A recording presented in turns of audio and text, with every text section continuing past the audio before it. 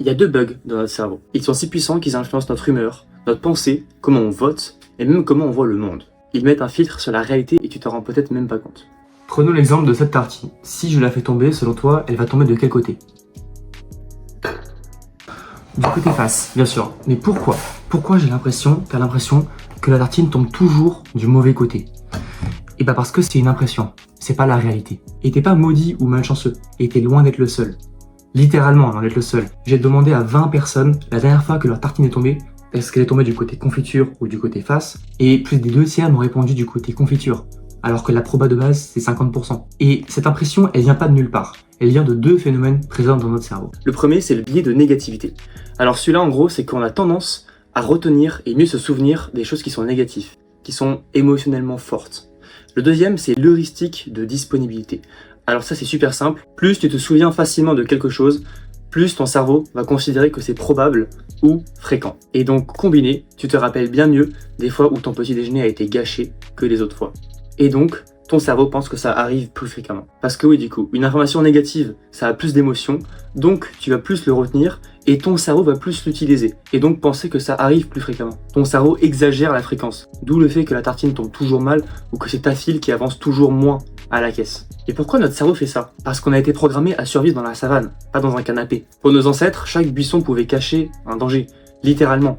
Si tu entends un bruit dans un buisson, c'est peut-être qu'un lion s'y cache. Mieux vaut être parano et penser qu'il y a effectivement un lion dans le buisson que rater l'alerte. Et donc le résultat, c'est qu'on a un cerveau parano qui retient le pire pour nous protéger. Mais comment on passe de ça à quelque chose qui impacte nos décisions, nos actions, nos pensées et comment on voit le monde?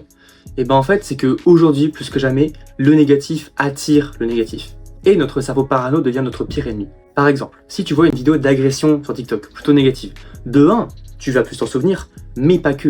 Parce que ton cerveau va plus réagir. Et comme l'algorithme, son but c'est que tu restes plus longtemps sur l'app, quand il voit ça, il va plus te proposer de vidéos d'agression. Donc en plus de mieux t'en souvenir, t'en vois plus, et donc ça prend encore plus de place dans ta mémoire, qui pour rappel est la base de données de tout raisonnement, réflexion, pensée et opinion. En fait, le fait que l'information soit liée à un algorithme et que cet algorithme puisse donc cibler l'information suivante qu'il va nous donner est un vrai problème. L'algorithme te donne pas forcément l'information la plus négative, mais la plus extrême. Il te donne ce que ton cerveau réclame, même si c'est mauvais pour toi. Et c'est un problème. Avoir à la suite des infos qui sont chargées émotionnellement, ça peut causer plein de choses. Ici, on parle d'un épuisement cognitif, d'une surcharge mentale, d'isolement, d'anxiété, de brain rot, d'un déclin de la concentration et autres. Bref, on est tout seul en train de détruire notre santé mentale et nos capacités de raisonnement. Avec le scroll, on quitte la récupération consciencieuse d'informations et on rentre dans la récupération émotionnelle d'informations. C'est un combat de boxe entre tes émotions et ton rationnel qui se lance, sauf que dans cet environnement, c'est vraiment Cyril Gann contre Squeezie. Quand on scroll, ce qui est le plus extrême, c'est ce qui obtient le plus de réactions de la part de ton cerveau. Donc c'est aussi ce que tu vas le plus voir, le plus partager. Et au final, ce que tout le monde va voir. Les informations les plus extrêmes deviennent celles qui sont les plus partagées, les plus vues. Et donc, les plus vraies et les plus familières.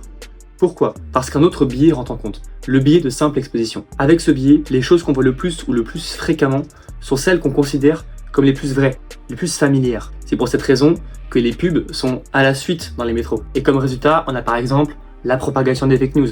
Plus notre info voit cette fake news, plus il la considère comme vraie ou familière. Et même une vidéo de débunkage de la fake news a pour effet de la rendre plus familière pour ton cerveau. Ici, ce n'est plus qu'une question de vérité, mais de à quel point on s'accommode à un certain type d'information extrême. Et notre capacité à croire l'incroyable favorise la diffusion des fake news. Il y a Léo Duff qui a fait une super vidéo sur ce sujet en prenant l'exemple des élections américaines qui ont été influencées par l'astrologie. Je vous conseille vraiment d'aller voir. Et donc dans ce monde, ces biais ils font plus de mal que de bien. Mais qu'est-ce qu'on peut faire contre? Et bien déjà, en être conscient. C'est le début, mais comprendre que les infos qu'on obtient quand on scrolle, elles ont une charge émotionnelle forte et que cette charge émotionnelle forte leur donne un poids distordu, disproportionné dans notre mémoire. Et que notre mémoire distordue rend nos raisonnements distordus. Mais on a quand même 4 solutions sur lesquelles on peut se reposer. Premièrement, c'est arrêter de scroller. Comme c'est pas évident, déjà moins scroller. Par exemple, se dire qu'on se donne une limite quotidienne et toutes les semaines la réduire de 5%.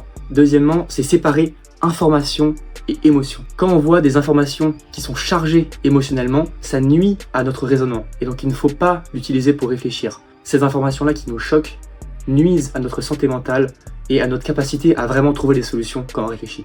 Elle brouille notre raisonnement. Troisièmement, et ça je compte en faire une vidéo un jour dessus, c'est méditer. Méditer, c'est pas juste s'asseoir seul dans une pièce. C'est observer son état présent sans se soucier de ce qui s'est passé et de ce qui se passera. Aujourd'hui, on sait que la méditation, ça a des vrais effets positifs et que même ça peut modifier physiquement certaines parties dans notre cerveau. Et ça peut notamment nous aider à reprendre le contrôle de nos émotions. Ça nous permet d'arrêter de les subir et de pouvoir à la place les observer. Et enfin, un truc qui peut nous aider à nous sortir de ce brouillard qui est lié à ce surplus de négativité, c'est la gratitude. Simplement, au quotidien, dans la journée, se rendre compte des choses pour lesquelles on est content, des choses qu'on vit qui sont agréables. Ça peut être n'importe quoi, ça peut être un bon repas, un fou rire, n'importe quoi qui te fasse te sentir bien et te fasse sourire l'espace d'un instant.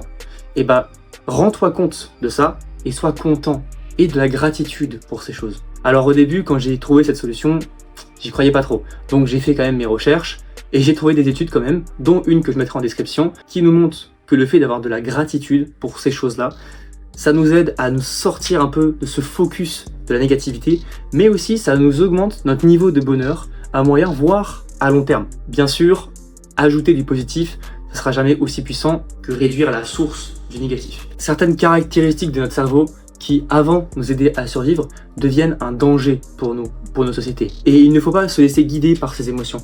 On a la chance d'être une espèce qui peut et qui a la capacité de ne pas laisser ses actions être entièrement dictées par ses émotions. Alors utilisons-la. Et souvenons-nous, rappelons-nous que les informations qu'on voit sur les réseaux, c'est toujours les informations les plus extrêmes. C'est celles qui nous font le plus de mal à nous et à nos sociétés. Parce que notre cerveau, ce qu'il recherche, c'est pas vraiment la vérité.